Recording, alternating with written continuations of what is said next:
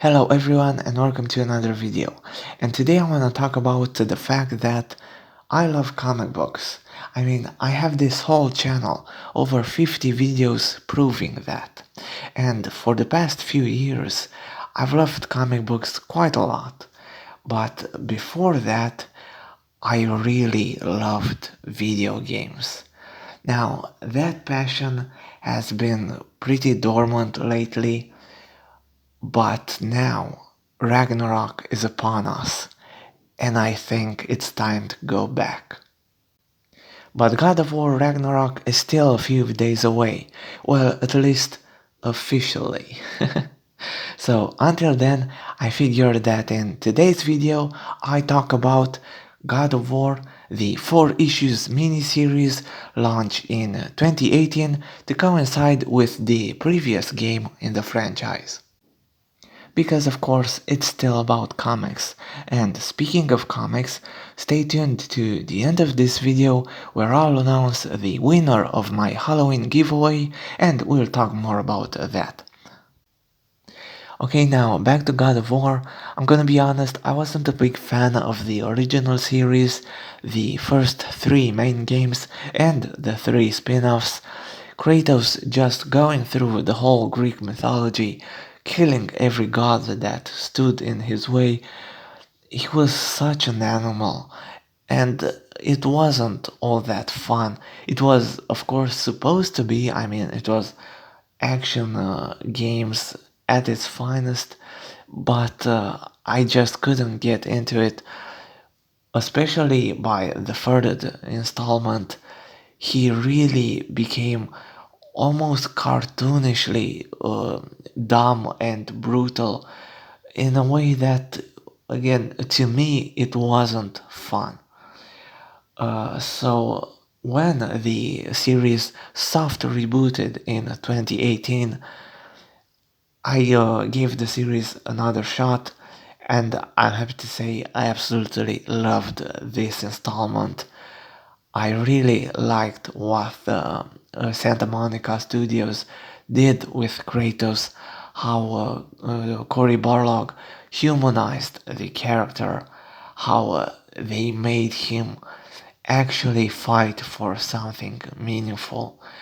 Of course, his wife, his son definitely helped in that, but again, this was a huge surprise back then when I tried the game, and since then I really was excited and hyped up for the sequel.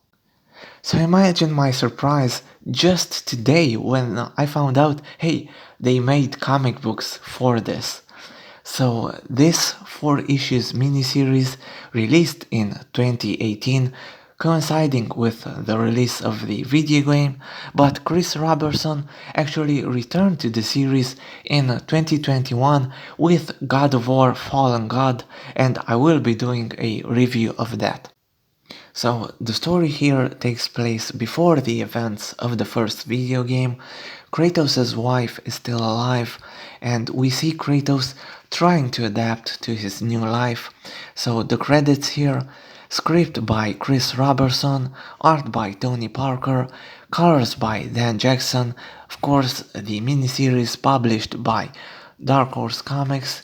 I mentioned it was a 4 issues miniseries, but this trade actually contains God of War issue 0, which is like half an issue.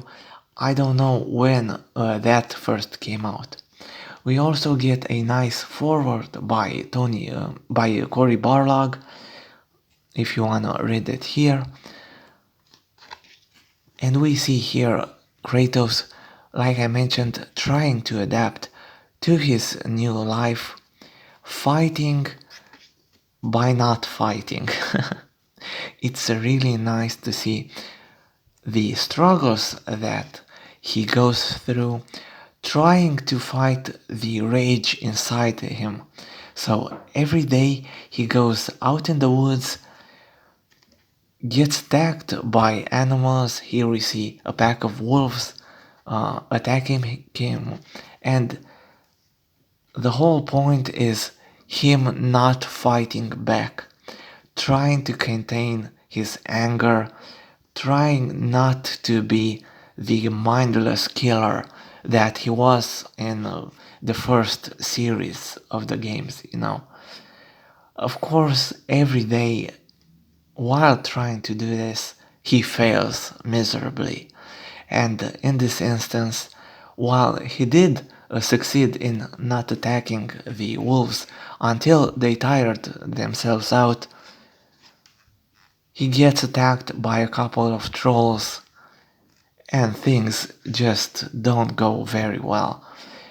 We also get to see his interactions with Atreus, and again, keep in mind this takes place before the video game. And while the God of War video game saw Kratos evolve as a father, saw his relationship with his son become so much more, here he's still very cold to the boy. Okay, I actually made myself. He's very cold to his son. And we'll see how that turns out. So, like I mentioned, his daily routine of trying to control his anger does not go well. He keeps on trying and he keeps on failing. So the previous day it was the trolls, now it's a giant bear attacking an old man, and sure you might say, well, Kratos will surely save this dude here, but of course Kratos doesn't care about the old man, but still he goes berserk. And this is what happens. Another day of failure. And to top it all off, the old man actually dies. So Kratos doesn't accomplish anything here, and he gets to return back home, again failing in his mission. And we get to see, at the beginning of the first game, Kratos being very cold with Atreus, but here we get to see that his anger with his son is actually, of course, an anger with himself. Him setting off each and every day to do this one task and just failing every time.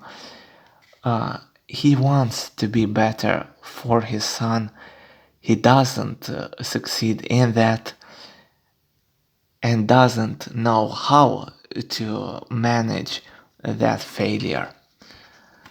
So we saw Kratos killing this giant bear, where that's actually the whole story here. Because that giant bear was actually a dude. There's this whole cult of people worshipping a bear god that lets them transform into these creatures, and because of Kratos' anger, because he killed one of them, they seek revenge. And just like with the first game, they attack his home, and of course he can't have that.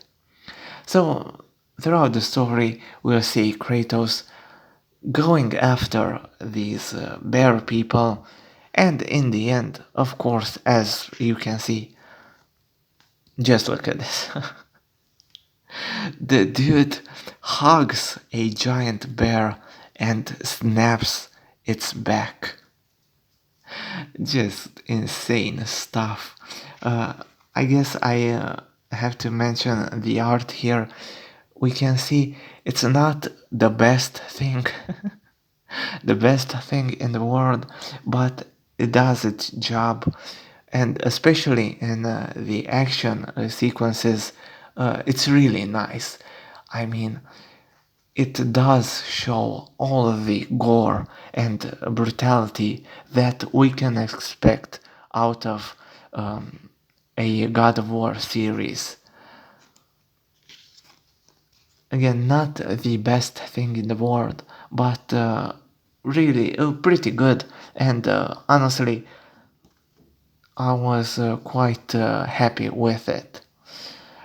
So, a very simple story. It's basically kind of a short episode.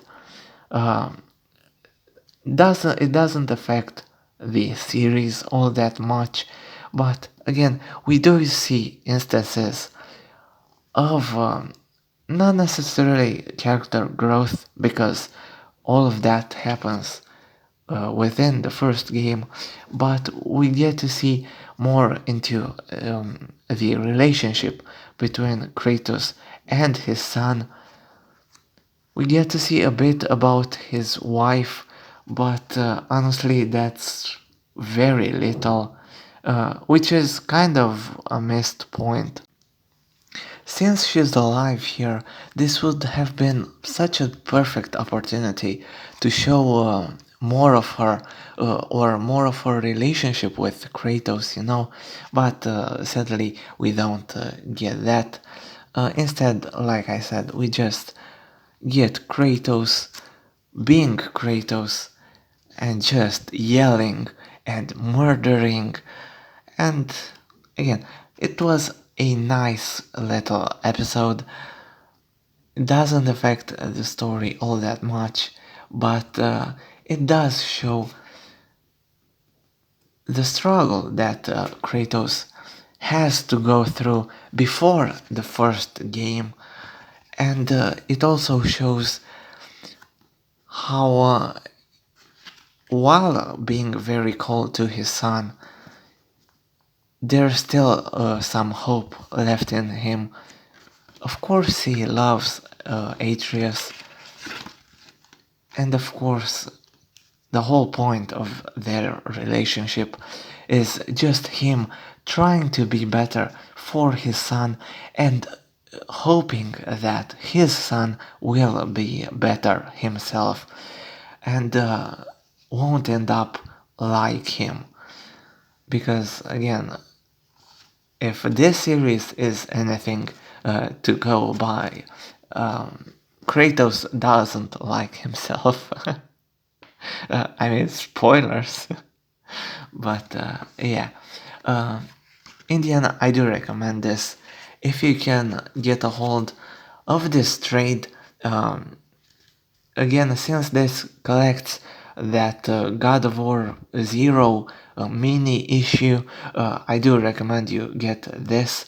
And also look forward to my review of the next volume of this, and check out the next mini-series, like I said, God of War Fallen God, also by Chris Robertson. It's kind of weird that they didn't do anything for God of War Ragnarok, but even so, this miniseries gets my full recommendation. View it as another episode in the adventures of Kratos, and I promise you'll have a great time reading this. Before ending this video, I want to thank everyone for joining in on my Halloween giveaway, for the likes, for all the comments. I really enjoyed our discussions, and I want to congratulate Ali Alouette for winning the giveaway. Okay, now I can end the video. Again, thank you so much for all the support, every view, every like, every comment. I can't tell you how much this means to me. Stay tuned because I promise we'll definitely have more fun in the future, more comic books, maybe more video games. What do you guys think? Leave a comment, tell me if we can branch out, let's say, and I'll see you all in my next video. Bye.